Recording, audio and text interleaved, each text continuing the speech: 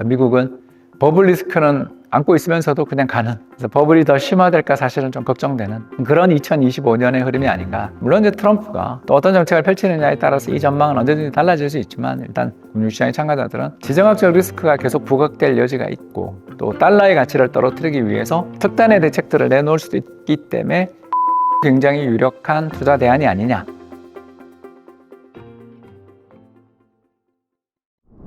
예, 안녕하세요. 옹춘욱입니다. 지난 시간에 이제 안전자산 여러 가지 투자 자산들 중에서 이제 달러에 대해서 이야기를 했는데요. 사실 글로벌하게 보면 안전자산은 금이 또 중요합니다. 오늘 금 이야기를 좀 해보도록 하겠는데, 그림에서 바로 빨간 선으로 표시되어 있는 것이 국제 금값이 되겠습니다. 국제 금값은 연초에 한 2,000달러에서 시작해서 거의 한 3,000달러까지 갔다가 최근에 약간 조정을 받고 있지만 조정폭이 크지 않은 굉장히 안정적인 모습을 보여주고 있습니다.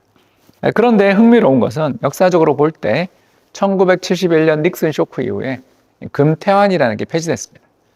아무튼 간에 금이 화폐의 기능을 잃고 화폐의 자리에서 이제 내려왔던 역사적 사건이 1971년 8월 15일 닉슨 쇼크였는데, 문제는 이 뒤로 달러의 미래가 어두워지거나 달러가 약세를 보일 때에는 금이 강세를 보이고, 반대로 달러의 가치가 떨어질 때는 금값이 오르는데, 이번에 2024년 10월부터는 둘 다 오르는 굉장히 무서운 일이 벌어졌죠.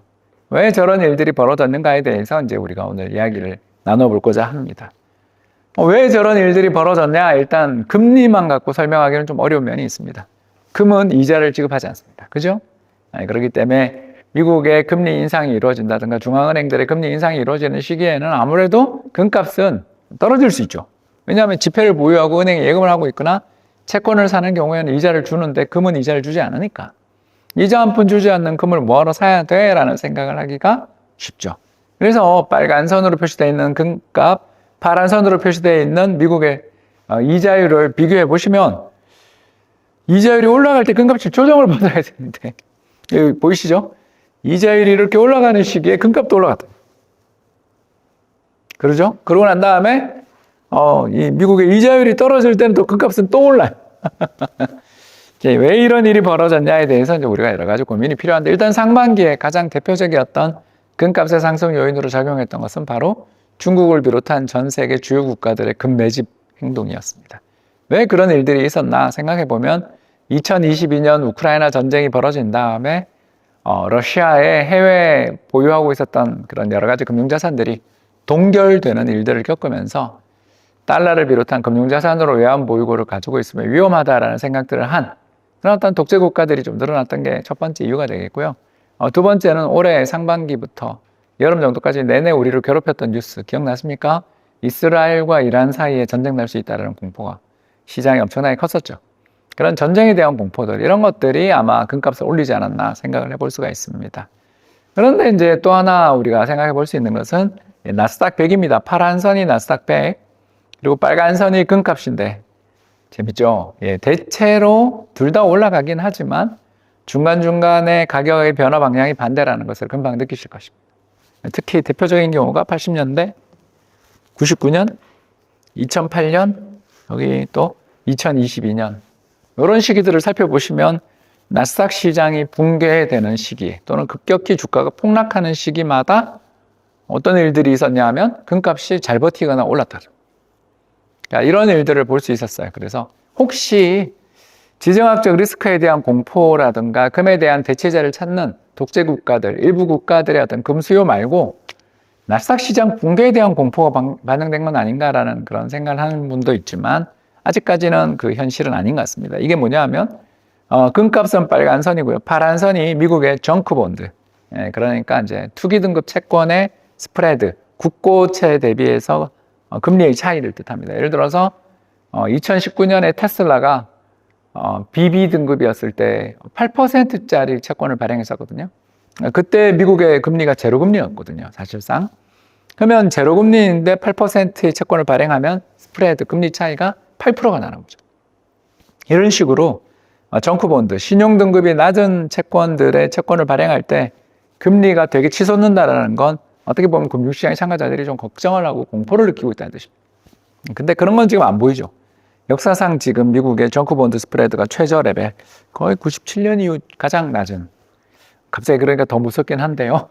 그때가 IT 버블 때 이후 지금 가장 높은 스프레드, 가장 낮은 스프레드를 기록하고 있다는 걸 볼 수 있습니다. 아무튼 간에 최근 금값의 상승은 트럼프 행정부의 여러 가지 정책들로 인한 지정학적 리스크에 대한 부담감, 이런 것들이 좀 더 작용한 면이 더 크지, 아직 뭐 금융시장이 붕괴될 것 같아서 사람들이 전부 금으로 갔다라고 말하기는 좀 어려운 면이 있는 것 같아요. 그래서 정리 요약을 하자면 미국의 나스닥 중심으로 한 버블 리스크는 상당히 큰데, 아직 금융시장에서는 이게 정말 위험한 일이고 여기에 대해서 미리 난 대비하겠어라고 움직이는 그런 흐름들을 굉장히 메인이라고 보기는 어려워요.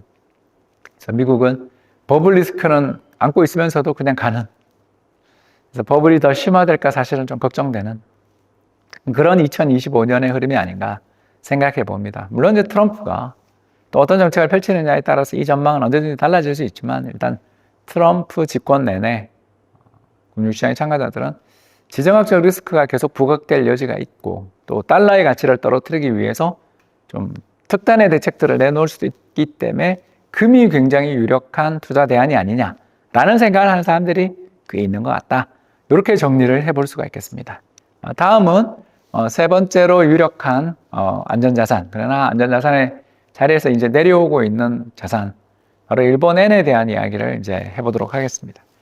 엔캐리 트레이드라는 게 있습니다. 이게 뭐냐면 저금리의 엔화를 차입해서 고금리 통화, 뭐 멕시코 페소나 스위스 프랑에 투자하는 거래들을 엔캐리 트레이드라고 하는데, 이 엔캐리 트레이드가 일본의 중앙은행의 금리 인상으로 인해서 청산되며 금융시장이 붕괴된다라는 이런 이야기들이 있었고, 실제로 8월 금융시장의 조정에 엔캐리 트레이드의 그 가설이 설득력이 있는 것처럼 보였습니다만, 사실 이제 통계만 놓고 본다면 이 조 단위인데 18조 엔 정도밖에 안 됩니다. 그러니까 엔화 대출, 엔화로 돈을 빌려서 해외에 투자하는 게 18조 엔이니까 우리나라 돈으로 180조 원 정도입니다. 왜냐하면 엔이 10배 정도의 가치를 지니고 있으니까. 근데 이 180조 원 정도 가지고 금융시장이 그렇게 흔들린다라는 게 좀 이상하고요. 또 여기 보시는 것처럼 일본 은행들의 해외 지점의 송금액 그래봐야 그것도 한 40조 엔 정도밖에 안 되고요. 이제 외국 은행들 말고 일본 은행들의 행동인데요. 40조 엔밖에 안 되고, 그것도 또 2022년 이후에 별로 변화가 없어요. 그러니까 금액이 되게 적습니다. 근데 그에 비해서 하루에 전 세계 외환 거래액이 얼마냐면 5조 달러가 넘어요. 그러니까 우리나라 돈으로 환산하면 한 7천조 원 정도가 하루에 거래되는데, 이게 이 정도 거래를 가지고서 금융시장을 붕괴시킨다라고 이야기하는 건 좀 이상하죠. 그래서 그때 저는 스토리텔링이다. 그러니까 엔캐리 트레이드의 청산으로 인해 금융시장이 붕괴될 거야 라는 이야기가 하도 자주 들리니까, 일본은행이 금리 인상하고 그때 또 미국의 일부 기업들의 실적 부진에 대한 공포들도 시장에 부각되고, 미 연준이 또 금리를 인하할 것처럼 하면서 계속 금리를 인하 안 해줬던 것, 뭐 이런 여러 가지 일들, 그리고 허리케인이 상륙하면서 미국의 실업률을 일시적으로 흔들었던 것, 이런 것들이 복합적으로 작용하며 금융시장에 어떤 폭발력을 가져왔던 거죠. 지나고 생각하니까 해프닝으로 이제 끝난 일들이었습니다. 결국 엔캐리 트레이드의 청산이냐 아니냐, 이거는 그렇게 중요한 일은 아닌 것 같고요. 결국 제일 중요한 것은 기축통화국가인 미국과 일본의 그 금리 차이가 파란 선입니다. 아주 재밌게 나오고 있죠. 그래서 2010년, 11년, 12년 같은 때는 제로였습니다. 왜냐하면 미국도 제로금리를 썼으니까. 그렇게 미국도 이제 제로금리를 쓰다가 미국의 금리 인상들이 시작되는 시점부터 시작해서 미국과 일본 간의 금리 차이가 엄청나게 벌어지고, 금리 차이가 벌어지는 시점이 출현할 때, 여기죠? 금리 차이가 벌어지고, 금리 차이가 벌어질 때마다 환율이 치솟는 것을 볼 수 있습니다.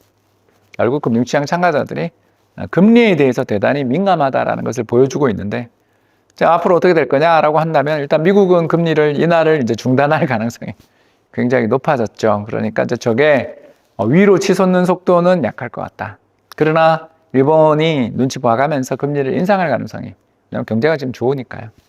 그래서 저 금리, 저 파란 선은 조금씩 저 윗방향으로 올라갈 가능성이 있다. 이렇게 저는 보여지고 있습니다. 또 나가서 이게 이제 각국 통화의 실질적인 가치, 실질 가치가 뭐냐면 이제 물가를 감안한 통화의 가치를 뜻하는데, 저 파란 선이 일본입니다. 그래서 2001년을 이제 100으로 했을 때 지금 얼마까지 왔냐면 40까지. 실질적인 가치가 한 60% 폭락한 상황이었고요. 저 빨간 선이 한국입니다. 빨간 선 한국인데 최근에 환율이 그렇게 높았는데도 불구하고 우리나라 원화 가치가 그렇게 아주 저평가된 건 아니라는 걸 알 수 있죠. 그리고 이제 저 녹색 선이 중국 위엔화입니다. 중국 위엔화 같은 경우는 최근에 오히려 미국 달러 대비해서도 더 강세를 보이는 통화다. 실질 가치가 상승하는 통화라는 것을 알 수 있죠. 그럼에도 불구하고 어마어마한 흑자를 기록하고 있기 때문에 트럼프의 타겟이 된 그런 가능성이 있고 또 위엔화 평가 절하에 대한 기대들 또는 절상에 대한 기대들이 엇갈리면서 금융시장 참가자들을 불안하게 하고 있습니다. 저게 언제쯤 파란 선이 위로 올라갈 것인지 저도 잘 모릅니다. 알 수가 없죠. 그러나 제가 이야기 드릴 수 있는 것은 역사적으로 볼 때 이렇게 장기간에 걸친 어떤 통화의 가치 하락이 나타났을 때 그 나라 국민들은 엇갈린 반응을 얻게 되는데 수출 기업은 좋고 국민들 내수 기업들은 좀 안 좋아지는 경향이 있는데 원체 일본으로 관광객도 많이 가고 글로벌 투자 자금들이 쏟아져 들어오고 있기 때문에 결국은 엔화의 장기적인 강세 가능성이 있지 않나 이렇게 생각합니다. 그래서 정리 요약을 하자면 일본 엔은 장기적인 시각에서 볼 때는 강세 통화로서 위치가 나올 가능성이 있기 때문에 저는 조금씩 사두는 게 좋지 않냐라는 이야기를 벌써 2년째 하고 있는데 2년째 아직 강한 반등은 안 나오는 것 같아요. 그러니까 하락은 안 나오는데 상승도 아직은 크게 나오지 않는 것 같아서 저도 좀 답답하긴 합니다만 일단 새 안전자산,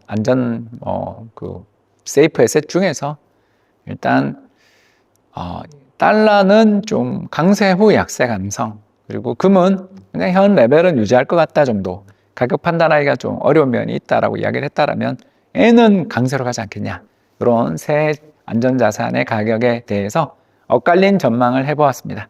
지금까지 경청해 주셔서 대단히 감사합니다. 2024년을 되돌아보시면서 한 문장으로 미국을 설명한다면 혹시 어떤 문장으로 설명하실까요? 예, 버블 경제로 가고 있는 중이죠. 그러니까 미국 경제의 여러 가지 지표들을 살펴보면 저는 좀 걱정됩니다. 왜 그러냐면 일단 주택 가격과 주식 가격 모두 역사상 최고치를 찍고 있는 가운데 경제의 성장이 아주 가파르게 이어지고 있는 건 분명한 사실이지만 트럼프 행정부의 어떤 경제 정책들이 인플레를 자극하는 방향으로 좀 뭔가 정책들이 이루어진다라면 결국 자산 가격은 금리가 다시 상승할 때 문제를 좀 일으키는 경우들이 있기 때문에 이 부분에 대한 리스크들을 계속 쥐고 있는 것 같습니다. 그래서 감세, 세금을 깎아준다든가 또는 셰일 오일 생산량들을 늘린다든가 하는 다양한 산업 정책과 경기 부양 정책들이 만약에 잘못된 방향으로 부작용을 일으키면 경기 과열은 인플레의 유발을 가져올 수 있기 때문에 이런 것들이 이제 2024, 25년 미국 경제에 대해서 이 버블 리스크 이게 제일 걱정거리고 그걸 제외하고 보면 뭐 제일 좋은 세계에서 가장 잘 나가는 경제다 이렇게 감히 말씀을 드릴 수 있겠습니다. 중국 디플레이 늪에서 탈출할 수 있을 것인가? 쉽지 않습니다. 일단 디플레이션, 물가 하락이 만성적으로 지속되는 상태에 어떤 나라가 놓여지게 되면 이걸 탈출하기 위해서는 정말 많은 힘이 들고 지난 30년에 걸친 일본 경제의 어려움이 사실 디플레 탈출 과정에서 빚어졌던 여러 가지 일들이었습니다. 중국은 이 문제가 제일 크다고 볼 수 있겠고요. 한국, 신뢰의 약화. 그러니까 우리 경제는 신삼저 상황입니다. 원화 약세, 유가 하락, 금리 하락. 그렇죠. 한국은행은 저는 추가적으로 금리를 인하할 거라고 보는 쪽이니까요. 신삼저가 왔는데도 불구하고 경기는 안 좋다.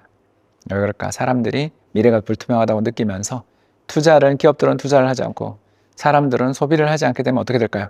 이게 건전해지죠. 건전해지는 대신 우리의 투자, 우리의 소비는 모두 새로운 고용과 다른 사람의 매출로 연결된다는 것을 잊어서는 안 되겠죠. 그래서 우리 한국은 신뢰의 약화 또는 신뢰의 상실로 가는 그런 경제라고 볼 수 있겠고요.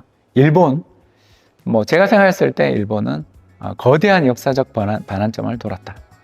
디플레를 벗어나 인플레로 나아가고 있는 중이고 신중한 경제정책만 잘만 이루어진다면 일본 경제의 미래는 상대적으로 밝지 않나 그런 생각을 하고 있습니다.